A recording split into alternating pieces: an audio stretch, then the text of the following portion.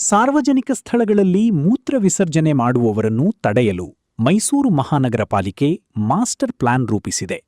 ರಸ್ತೆ ಬದಿಯ ಕಾಂಪೌಂಡ್ ಗೋಡೆಗಳಿಗೆ ಬೃಹತ್ ಸ್ಟೀಲ್ ಕನ್ನಡಿಗಳನ್ನು ಅಳವಡಿಸುವ ಮೂಲಕ ಸಾರ್ವಜನಿಕರ ಗಮನ ಸೆಳೆಯುತ್ತಿದೆ.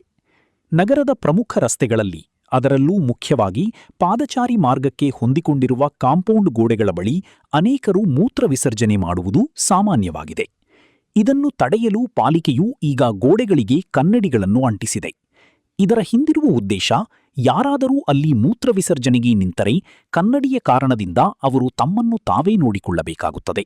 ಜೊತೆಗೆ ರಸ್ತೆಯಲ್ಲಿ ಸಂಚರಿಸುವವರಿಗೂ ಅವರು ಸ್ಪಷ್ಟವಾಗಿ ಕಾಣಿಸುತ್ತಾರೆ. ಇದು ಮೂತ್ರ ವಿಸರ್ಜನೆ ಮಾಡುವವರಿಗೆ ಮುಜುಗರ ಉಂಟುಮಾಡುತ್ತದೆ ಮತ್ತು ಈ ಕೆಟ್ಟ ಅಭ್ಯಾಸದಿಂದ ಅವರು ದೂರ ಸರಿಯುತ್ತಾರೆ ಎಂಬುದು ಪಾಲಿಕೆಯ ಲೆಕ್ಕಾಚಾರ. ಪ್ರಾಯೋಗಿಕವಾಗಿ ಈ ಯೋಜನೆಯನ್ನು ನಗರದ 2 ಪ್ರಮುಖ ಕಡೆಗಳಲ್ಲಿ ಜಾರಿಗೆ ತರಲಾಗಿದೆ. ಗ್ರಾಮಾಂತರ ಬಸ್ ನಿಲ್ದಾಣದ ಎದುರಿನ ಮೋರಿ ಬಳಿ ಸರ್ಕಾರಿ ಅತಿಥಿಗೃಹದ ಕಾಂಪೌಂಡ್ ಗೋಡೆಗೆ. ಇಲ್ಲಿ ಸಾಮಾನ್ಯವಾಗಿ ಬಸ್ ಪ್ರಯಾಣಿಕರು ಮತ್ತು ದಾರಿಹೋಕರು ಹೆಚ್ಚಿನ ಸಂಖ್ಯೆಯಲ್ಲಿ ಓಡಾಡುತ್ತಿದ್ದು ಸಾರ್ವಜನಿಕ ಸ್ಥಳವನ್ನು ಅಶುಚಿಗೊಳಿಸುತ್ತಿದ್ದರು. ಈಗ ಕನ್ನಡಿ ಅಳವಡಿಸಿರುವುದರಿಂದ ಅಲ್ಲಿನ ಚಿತ್ರಣವೇ ಬದಲಾಗಿದೆ. ಕೇವಲ ಹಗಲಷ್ಟೇ ಅಲ್ಲದೆ ರಾತ್ರಿ ವೇಳೆಯೂ ಕೃತ್ಯ ನಡೆಯಬಾರದು ಎಂಬ ಕಾರಣಕ್ಕೆ ಕನ್ನಡಿಯ ಕೆಳಭಾಗದಲ್ಲಿ ಎಲ್ಇಡಿ ಬಲ್ಬ್ಗಳನ್ನು ಅಳವಡಿಸಲಾಗಿದೆ.